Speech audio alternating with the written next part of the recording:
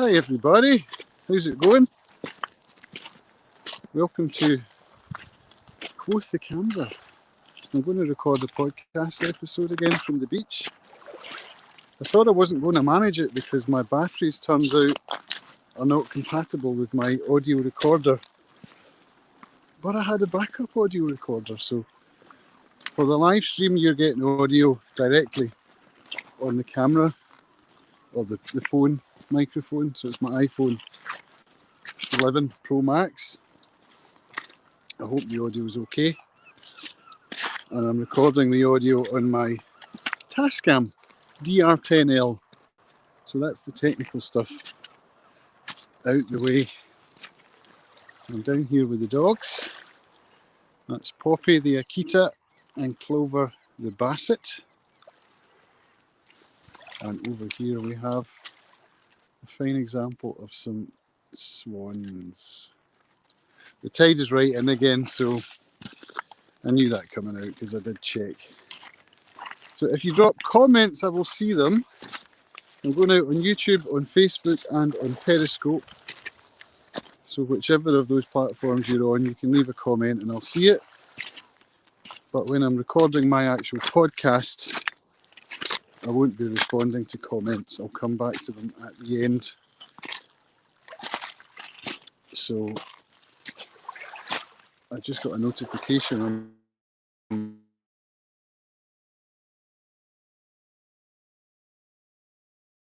my phone reminding me that I had a scheduled rush out, so I've kind of blown that a little bit. I hope she'll forgive my lateness. But I'm going to do this anyway since I'm feeling it. So here we go. Hi everybody, welcome to another episode of Quoth the Camza. I'm your host, the Camza, coming at you again from Lamlash Beach with the dogs.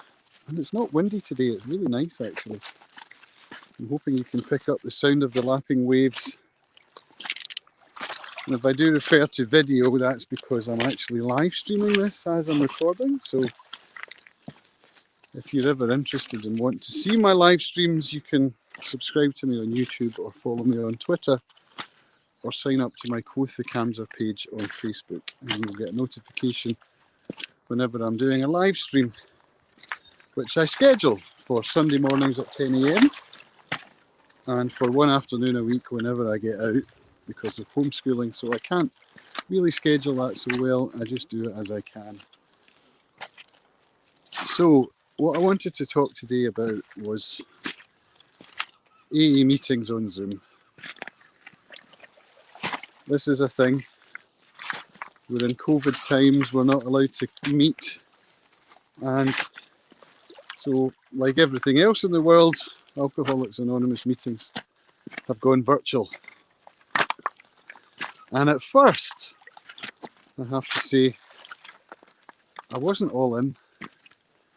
I remember sitting when the first lockdown happened and joining a Zoom meeting, and I was in company. People, not around me. The people that were on the meeting were people that I knew from the actual meetings.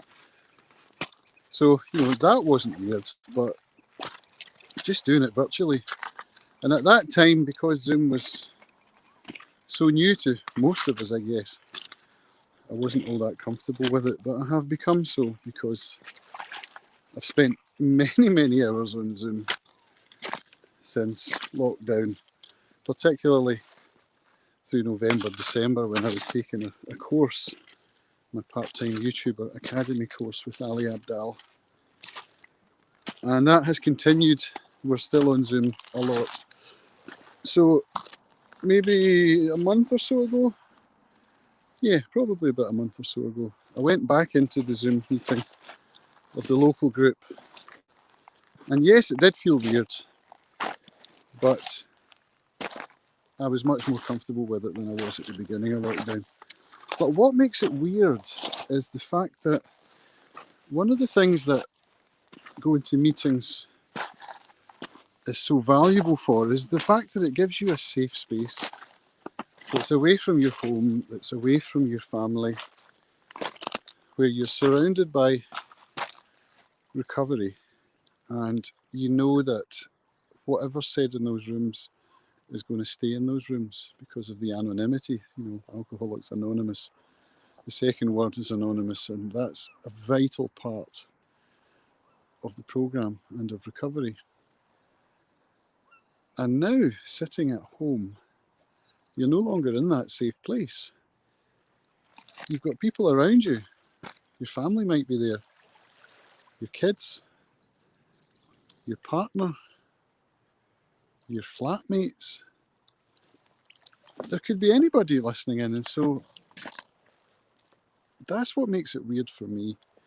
I still get incredible value from listening to other people's shares and from sharing myself, from exploring my own thoughts and feelings and just putting them out there into the room in a hope that it helps others, which is how it works.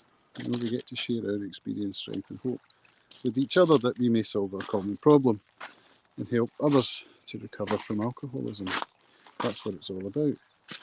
But when you're in a Zoom room, it's just not the same. You don't get somebody handing you a cup of tea.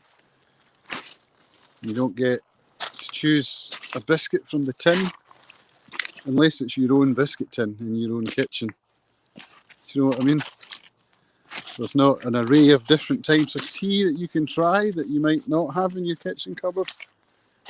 And there's not that warm welcome, that shake of the hand, the hug, that human contact that I think can help recovery and identification so well. There's none of that. So while there is a lot of recovery on the Zoom meetings, it is weird, and I'm coming to terms with it. I am attending.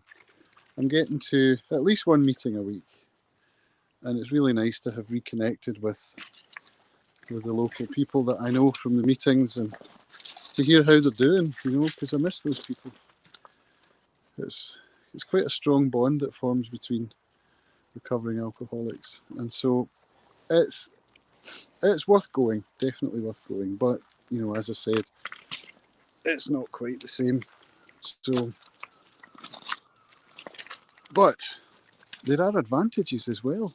So get this: when I got to Arran 2008, I started going to the meetings pretty much straight away, and some of the people that came to those meetings have left the island since then. So they don't come to the local meetings. But the internet, right? Doesn't matter where they are. They can come to our local meetings, and they do. So you get to see people that you haven't seen in a long time.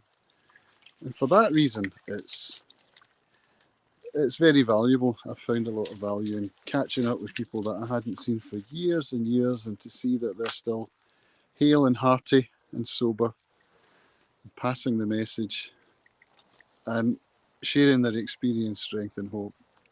It's an amazing thing. So yeah, I mean, there are pros and cons as with anything. Virtual meetings, yeah, they're not the same, but it's still worthwhile. You can make your own tea, you can get your own biscuits, and make sure that your room is safe. You don't want ears listening at the door. And I suppose you can't guarantee that if you're in your own living room or your own kitchen or wherever you happen to be. I mean, even now down on the beach, where there's not a soul in sight, still not guaranteed no one's listening in. Although it doesn't really matter because I'm going live on the internet, right? And I've got my microphone on my lapel and I'm recording it to SD card, so I've got no worries there. But yeah, it's just something to be aware of. It's something I wanted to talk about, and I think I'm going to make a video about that for next week to go out on my YouTube channel, just to talk a bit more about it and hopefully get some views, because I am building my YouTube channel in an attempt to go into 2021 with a chance of earning some income. It's been a while. It's been over a year since I earned any income, really. Bits and pieces here and there, but no job to speak of. So I think this could be my year. I think the recovery niche is is one that I will enjoy exploring, and I hope that it brings value to other people and helps anybody out there who might be suffering to know that they're not alone. So I will leave it there for today. I will thank you all for listening, and I'll see you on the Zoom grid. Bye for now. Right, that's the audio finished. You can see I've got a comment here from somebody in Canada. Wow, fantastic. Lauzon 64. How many years? 15 years of sobriety. 15 years, just gathered a day at a time. You know how it goes. Now, it looks as though my audio recording has stopped, which means the battery's run out, which means I'm going to have to do this again. Oh, I thought I'd manage with my backup recording. I guess not. So, yeah, my daughter's waiting at home for a Russian lesson. This is an interesting thing. She heard my listening to some classical music today. In fact, that was inspired by the fact that she's just been assigned a Tchaikovsky piece to play on her French horn. So she came through and told me about it, and I fired it up on Spotify and I kept it playing, and she laughed at me. She said, "Oh, you don't know how to spell Tchaikovsky?" I said, "Well, I know how to spell it in Russian. Do you know how to spell it in Russian?" And she said, "No, I don't, but can you show me?" So I did. I wrote it down for her, and she said, "I'd quite like to learn Russian." So we scheduled our first class for this afternoon, and I totally forgot. It's supposed to be happening. What's the time now? Yeah, 3 minutes past 3. It was supposed to be starting 3 minutes ago. So it's going to take me half an hour to get home, but that will give us a half hour. So I hope she will forgive my lateness. And yeah, I'm looking forward to it actually. How do you start? I suppose I'll start by showing her how to write down Tchaikovsky in the Russian alphabet. So that's what we're going to do. Moonfan, hello. Nice to see you, my friend. I won't out your real name. I'll just call you Moonfan. And Michael, good to see you. Thanks for jumping on as always. I appreciate you more than you probably know. It's good to see people are actually getting a notification and coming on to see what I'm talking about. I appreciate that a lot, and it gives me hope that I'm not wasting my time, even though I know I'm not wasting my time because I get such a lot from doing it. You know, there comes a point when I might end up having to go out and get a job. Can you imagine? And now Clover's a go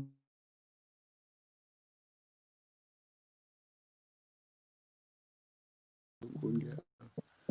So that's what I'm going to do. I'm going to get off the call, go get the dog, and then go home for a Russian lesson while I ignore my brother who's calling me right now. I'll get you in a minute, Brian. All right. Thanks for watching, everybody. Stay safe, stay sober, and I'll see you in the Zoom grid. Bye for now.